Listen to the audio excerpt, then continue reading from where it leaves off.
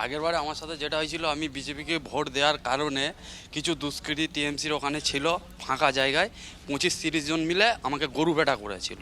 আজ ভয়হীন ফলতায় ভোট পুনর্নির্বাচন হচ্ছে ফলতায়। ইতিমধ্যেই ভোট গ্রহণ পর্ব শুরু হয়ে গিয়েছে। প্রচারের শেষ দিনে সরে দাঁড়িয়েছিলেন পুষ্পা অর্থাৎ জাহাঙ্গীর খান।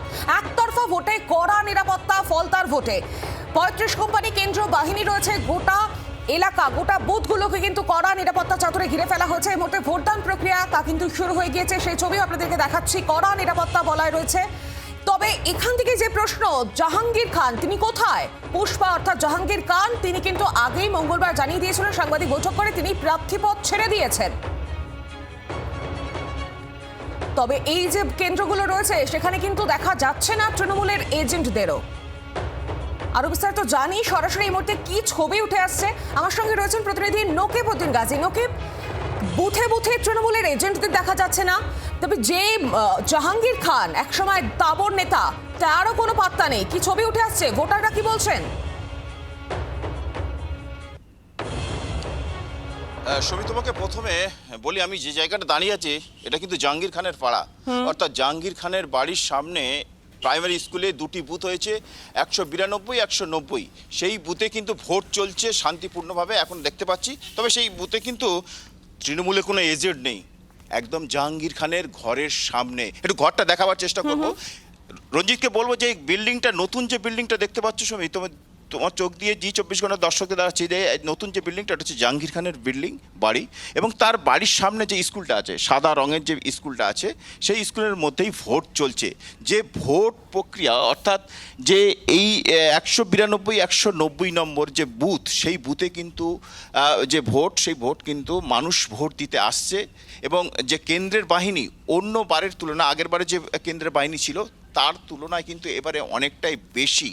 আমি একটু দেখাবার চেষ্টা করব যে যেখানে ভোট চলছে কেন্দ্রের বাহিনী আছেন এবং সেখানে তারা ভোট দিচ্ছেন, সাধারণ মানুষ আসছেন সেই দুটোই বুথে, এবং সেই দুটি বুথের মধ্যেই তারা যেভাবে শান্তিপূর্ণ যাতে ভোট দিতে পারে সেই কারণে কিন্তু তারা ভোট দিচ্ছে। এবং এইটা বড় প্রশ্ন, জাহাঙ্গীর খানের ঘরের সামনে দুটি বুথ, সেই বুথে তৃণমূল কংগ্রেসের এজেন্ট নেই এমনটাই জানা যাচ্ছে। এবং এই তৃণমূল কংগ্রেসের এজেন্ট না থাকার ফলে বুঝতে পারছো যে কোন জায়গায় এখন গেছে এই পুষ্পা জাহাঙ্গীর খানের তার যে সাম্রাজ্য। এবং তিনি তার ঘরের কাছে তার বাড়ির লোকের বা বাড়ির আশেপাশে যে যারা তৃণমূল কর্মী, সেই কর্মীরা বুথে বসতে ভয় পেয়েছে, নাকি বসতে দেওয়া হয়নি, না তারা বসতে চায়নি, একাধিক প্রশ্ন। তবে নির্বিঘ্নে যাতে ভোট হয়, মানুষ ভোট দিচ্ছে লম্বা লাইন দিয়ে সকাল থেকে।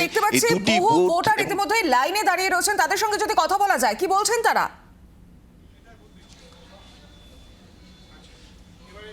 হ্যাঁ, যারা বুথে এসছেন ভোট দিচ্ছেন, আমি একটু তাদের সঙ্গে কথা বলবো, তাদের সঙ্গে একটু কথা বলবো। এর আগে কি আপনি ভোট দিয়েছিলেন? হ্যাঁ, আগে ভোট দিয়েছিলাম। হ্যাঁ হ্যাঁ, এখন খুব ভালো, আগের চেয়ে খুব ভালো অবস্থা, শান্তিপূর্ণ ভোট।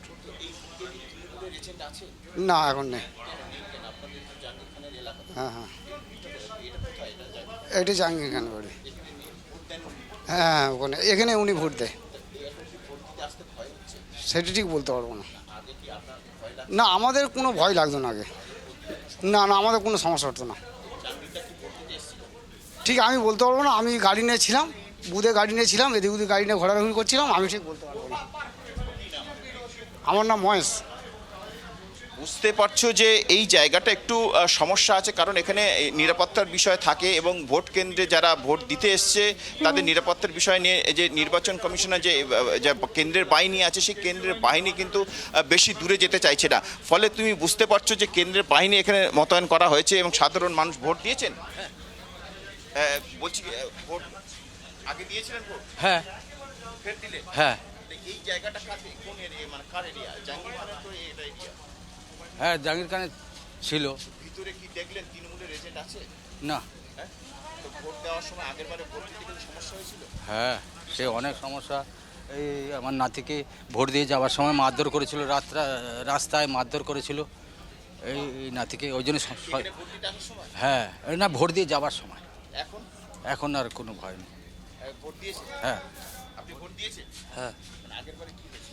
আগেরবারে আমার সাথে যেটা হয়েছিল, আমি বিজেপিকে ভোট দেওয়ার কারণে কিছু দুষ্কৃতী টিএমসির ওখানে ছিল ফাঁকা জায়গায় 25-30 জন মিলে আমাকে গরু বেটা করেছিল। আজকে এখনো অবধি সেরকম কিছু নেই, কোনো অসুবিধা নেই, আমরা নির্ভাবনায় আজকেরও ফের ভোট দিচ্ছি ফলতা। ভয় পেলেন? না, আজকের আর কোনো ভয় পাওয়ার কোনো কারণ নেই, আগেরবারেও ভয় পাইনি বিজেপিতে, তাই ভোট দিয়েছি। কেন ভয় পাননি? আজকে ভয় পাইনি তার কারণ হচ্ছে মানুষের স্বাধীনতা যেটা যার আছে, খুশি হয়ে তাকে মানুষ ভোট দেবে, বিজেপি হোক, তৃণমূল হোক, সিপিএম হোক, সেইটা। হ্যাঁ স্যার, এটা জাহাঙ্গীর খানের এলাকা। সাহস তো 4 তারিখে অনেক এসে গেছে, আর সাহসের কথা কি আছে, মানুষ মানুষের ভোট দেবে। না, আগের বারে যারা ছিল এখন কেউ নেই। বলছি আরেকটা দিদি ভাই দাঁড়িয়ে আছে, দিদি ভোট দিয়েছেন? হ্যাঁ হ্যাঁ, আগেরবারে ভোট দিয়েছিলেন? এইবারে ভোট তো এখন দিইনি, এই দেব। হ্যাঁ হ্যাঁ হ্যাঁ, ভালো মনে হচ্ছে, ভালো। না, হ্যাঁ, কি আবার চাইবো, যেটা হচ্ছে কি শান্তিপূর্ণভাবে হবে সেটাই চাইবো। হ্যাঁ, না না না না না না না, ওটা আমাদের হয়নি, বলতে পারবো না। না না, সবই বুঝতে পারছো যে এই যে এলাকার মানুষ যেভাবে তারা ভোট দিতে আসছেন, অনেকেই তাদের আগেরবারে ভোট দিতে গেলে সেই অভিজ্ঞতার কথা বললেন যে এখানে ভোট দিয়ে ফেরার সময় তারা আক্রান্ত হয়েছে। এবারে তাদের কিন্তু স্বতঃস্ফূর্তভাবে ভোট দিচ্ছেন এবং নিরাপত্তার সঙ্গেই ভোট দিচ্ছেন এবং খুশি মনে ভোট দিচ্ছেন। তবে প্রশ্ন একটাই, যে জাহাঙ্গীর খানের যে বুথ, অর্থাৎ এই 90-92 বুথে কেন তৃণমূলের এজেন্ট নেই? তিনি কি এজেন্ট দিতে পারলো না? পুষ্পা কি ঝুঁকে পড়লো? একেবারেই নকি, পুষ্পা ঝুঁকেই পড়লো, এটা বলার আর অপেক্ষা রাখে না। একেবারে আমরা যে ছবি তোমার মাধ্যমে দেখতে পাচ্ছিলাম, ভোটাররা নির্বিঘ্নে নির্ভয় ভোটদান করছেন। ধন্যবাদ তোমাকে। বাংলার আওয়াজ, বাঙালির আবেগ, জি 24 ঘন্টা।